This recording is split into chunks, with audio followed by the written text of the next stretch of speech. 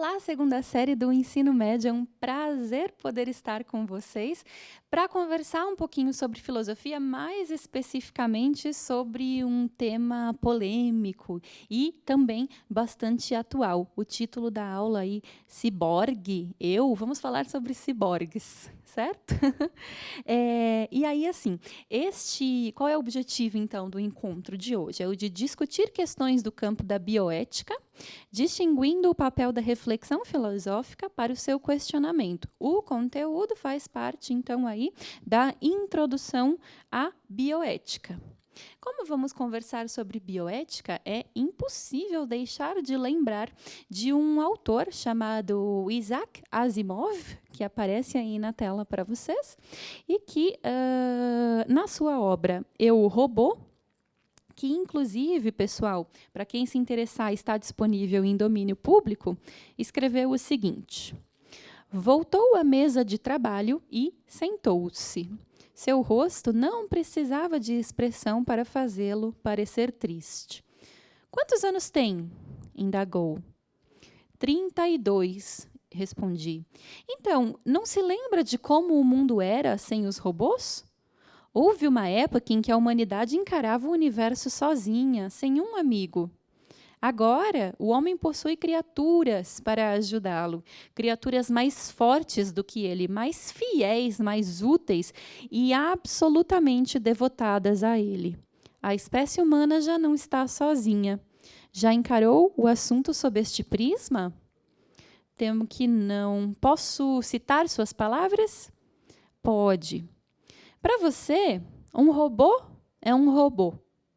Engrenagens e metal. Eletricidade e pósitrons.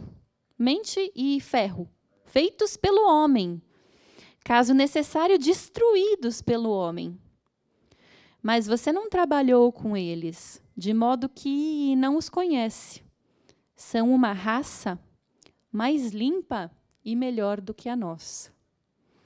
Bom, Asimov está trazendo aí uma certa perspectiva, né, deste personagem a respeito dos robôs, ou, dito de outra forma, talvez a respeito dos ciborgues. E a gente vai ver um pouquinho melhor esse termo, né, essa terminologia. Mas o que nós podemos pensar, em um primeiro momento, instigados aí pelo que Asimov traz para a gente, é o seguinte: uma das mais importantes questões de nosso tempo, colocada, né, por Tomás Tadeu, é justamente onde termina o humano e onde começa a máquina? Ou, dada a ubiquidade das máquinas, isto é, as máquinas estão presentes em todo lugar o tempo todo na nossa vida, será que a ordem não seria inversa? Onde termina a máquina e onde começa o humano? Convido-os, então, a realizar a primeira atividade, que é uma atividade de bate-papo, orientada pelo professor, e a gente já se vê.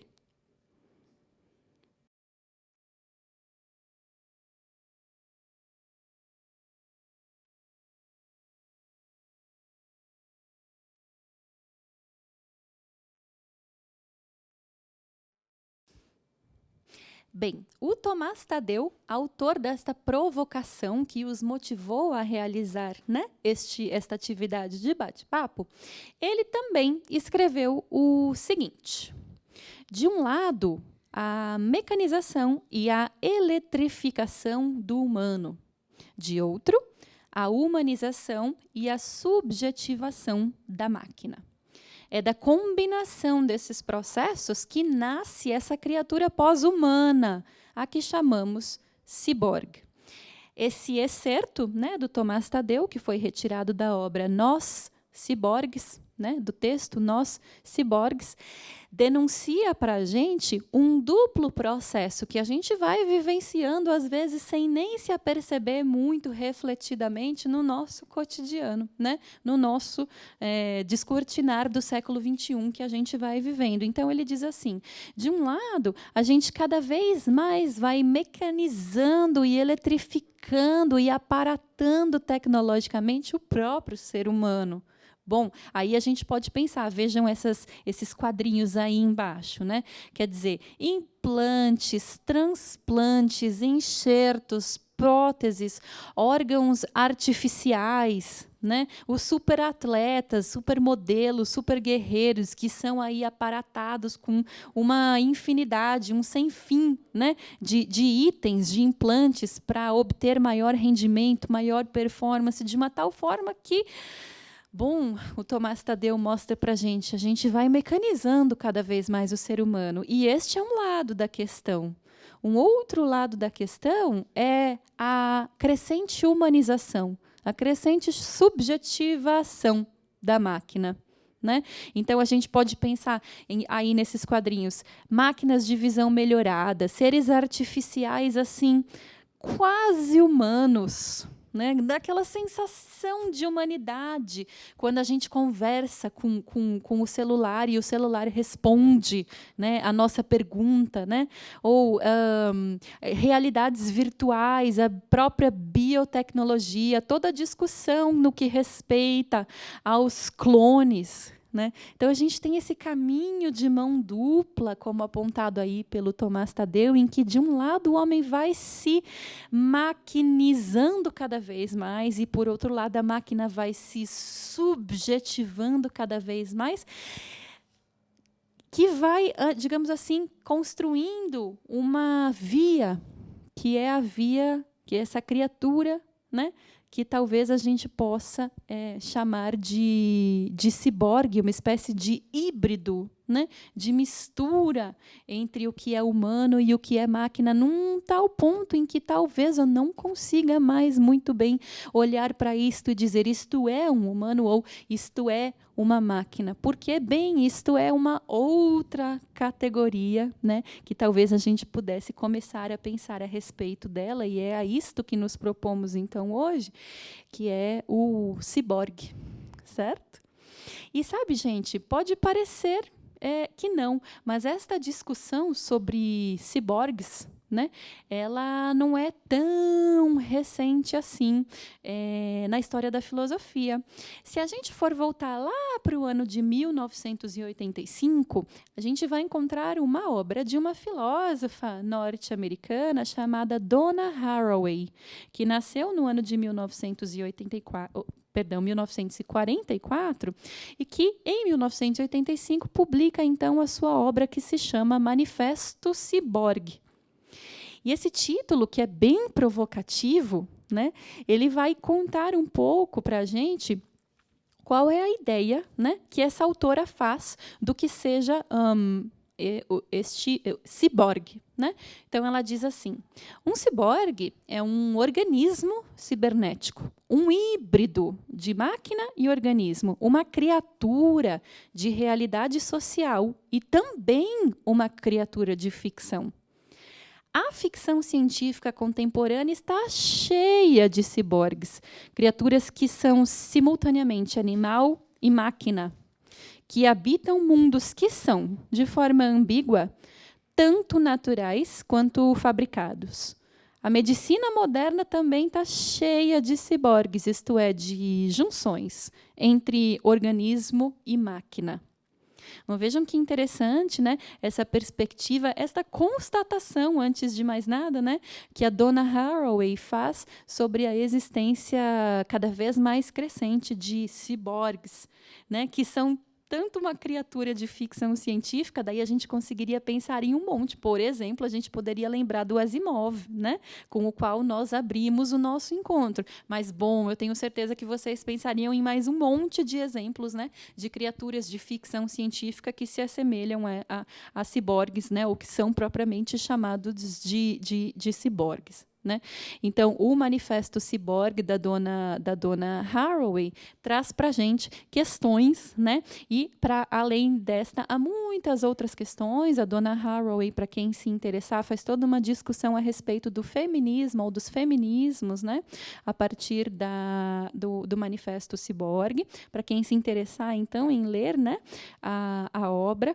Mas, para a gente, para pensar em termos de bioética, também a obra dela se faz bastante interessante. Vejam aí na tela, por exemplo, uma obra de um artista, nasceu num país chamado Chipre, né? O Stellark. Essa obra é de 1982, se chama Handwriting, escrito à mão, ou handwriting, né? Produzido pela mão, escrito pela mão. E aí mostra o Stellark segurando uma caneta, mas acoplado ao seu braço orgânico há um braço mecânico. E este braço mecânico, justamente, o papel que ele faz é o de auxiliar, de alguma forma, né, o artista para que ele produza, então, a escrita pela mão, né, nesta tela transparente, né, neste vidro. Ele está escrevendo Evolution, se vocês olharem bem de pertinho ou se procurarem por esta obra na internet. Ele está fazendo uma provocação para a gente. Olha só, o meu braço humano está fazendo exatamente a mesma coisa que o braço mecânico. Ou antes, puxa vida, o meu braço mecânico faz a mesma coisa e não deixa nada devendo para o meu braço humano. Então, está trazendo né, essa provocação para a gente pensar. E aí, vejam só, vamos ver juntos esse trecho. Caíram as últimas fortalezas da defesa do privilégio da singularidade humana. A linguagem, o uso de instrumentos, o comportamento social, os eventos mentais, nada disso estabelece realmente de forma convincente a separação entre o humano e o animal.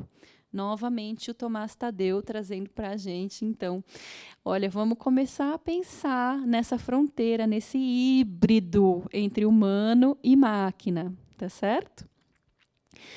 E vamos seguindo, então.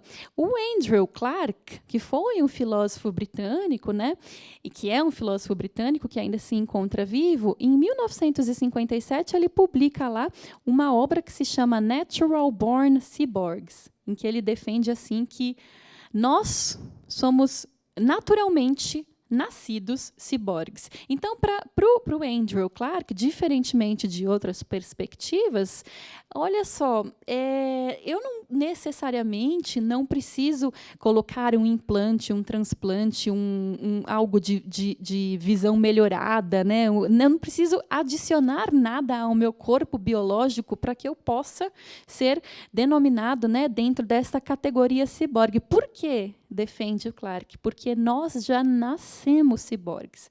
Gente, para a gente adotar a ideia de que nós já nascemos ciborgues, é necessário partir de uma ideia de ciborgue diferente desta que a gente tem em mente. Então, eu preciso partir da ideia de que a pele, né, não é uma barreira que que impede a conexão da nossa mente com o mundo exterior. É uma outra perspectiva. Legal? E aí, pessoal, vejam aí na tela logo em seguida. Eu trouxe para vocês trechos da Declaração Transhumanista, que eu gostaria que vocês realizassem junto ao professor de vocês. Uma leitura bastante atenta para, então, poder prosseguir para a nossa atividade. A atividade que a gente vai propor aí na tela se chama Questionando, e vocês vão realizá-la juntamente ao professor de vocês. A gente já se vê.